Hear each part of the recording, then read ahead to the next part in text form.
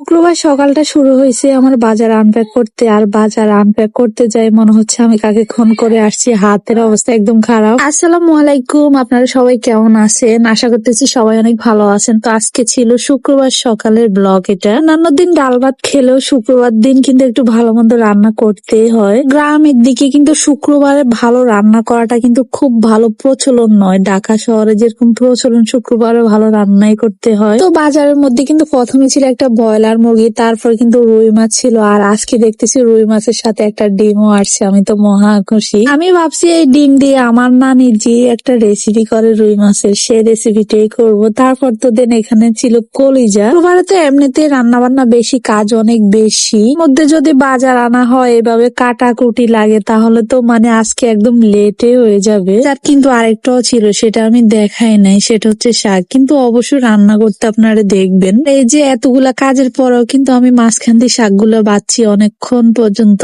তো দোয়াহালা কুটাকাটি শেষ, এখন কিন্তু আমি মাছগুলা প্যাকিং করতেছি ফ্রিজে রাখার জন্য। আর এই যে আমার সবগুলো মাছের প্যাকেট শেষ। তো আমি একটা প্যাকেটে কিন্তু 4 থেকে 5 পিস করে মাছ রাখি, এটা আমার মায়ের থেকে আমার শিখা। তারপর তো আজকে কলিজা রান্না করবে একটু ভিন্ন ভাবে, একটু ভাপ দিয়ে রান্না করব। আমি দেখি মোবাইলের মধ্যে আপুরা এইভাবে রান্না করে। কলিজা রান্না করলে কলিজার একটা গন্ধ আছে, হয়তো বা এভাবে ভাপ দিয়ে রান্না করলে এই গন্ধটা আর লাগবে না। তো মশলার মধ্যে একটা মশলা এখন আমার মন ছুঁয়ে হৃদয় ছুঁয়ে গেছে, সেটা হচ্ছে কাবাব চিলি। গাইস, কাবাব চিলি এত ভালো ফ্লেভার আসে। তো এখানে আমি কলিজা ভুনার জন্য কিন্তু একদম সব মশলাপাতি দিয়ে দিছি, যেটা আপনারা দেখলে বুঝবেন কোনটা কোন মশলা। আসলে আমি রান্না শিখাইতেছি না আপনাদেরকে, জাস্ট একটু শেয়ার করতেছি।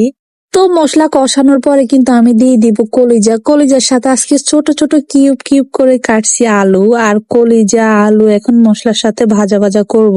আর কলিজাগুলো ভাপ দেওয়াতে আমার মনে হয় ভালো হয়েছে, কারণ বাপের সময় এত এত কালো কালো ময়লা বাইর হয়েছে। আমি ভাবতাম যে কলিজা রান্না করলে কলিজা কেন কালো হয়ে যায়, হয়তো বা এই ভাপ না দেওয়ার কারণে আগে আমি রান্না করলে এভাবে কালো হয়ে যাইতো। তারপরে তো আমি এখানে সরিষার তেল দিয়ে দিছি। মাংস জাতীয় কিছু রান্না করলে সরিষার তেল না দিলে আমার তো একদম ভালোই লাগে না। আর এগুলা কষানোর পরে আমি এখন এখানে জল দিয়ে দিছি। জলের উপর তো এখন কাঁচামরিচ দিয়ে জাস্ট ঢাকনাটা দিয়ে দিব।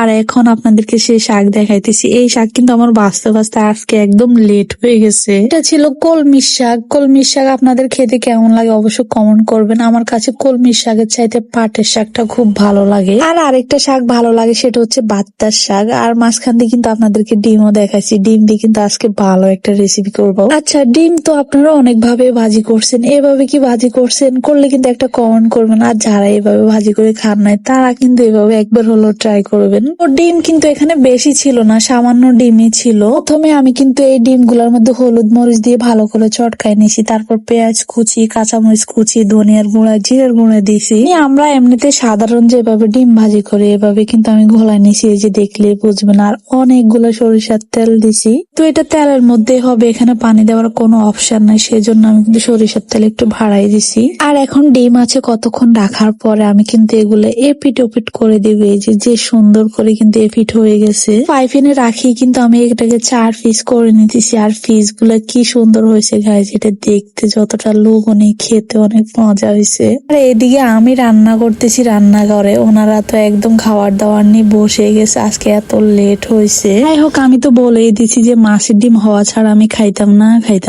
তারপর তো চলে আসছি আমি কিচেনে মাছের ডিম নেওয়ার জন্য। এটা কিন্তু আস্তে আস্তে ডিম আছে রান্না করলে এটা খেতে অনেক মজা হয়, অনেক মুচমুচে হয়েছে। খাওয়ার সময় আমার ভাগিনাকে জিজ্ঞেস করতেছি যে এরে মাছের ডিম কেরম হয়েছে, মামা নিয়ে অস্থির। পর তো আমার মাছের ডিম মাখানি আর ভাত মাখানি দেখে যদি আপনাদের একটু খেতে ইচ্ছে করে কমেন্ট করবেন গাইস। মাছের ডিম দিয়ে 2 লোকমা খাওয়ার পর আমি এখানে শাক দিয়ে খাইতেছি। আমার মনে হচ্ছে মাছের ডিম আর শাক, তারপর থাকতেছে এখানে আলুর ভর্তা। আলুর ভর্তাটা কিন্তু আমি আজকে করি না, কালকে রাতে করছি। আলুর ভর্তা মাখাই সাথে একটু মাছের ডিম মাখাই, এত মজা করে খেলাম।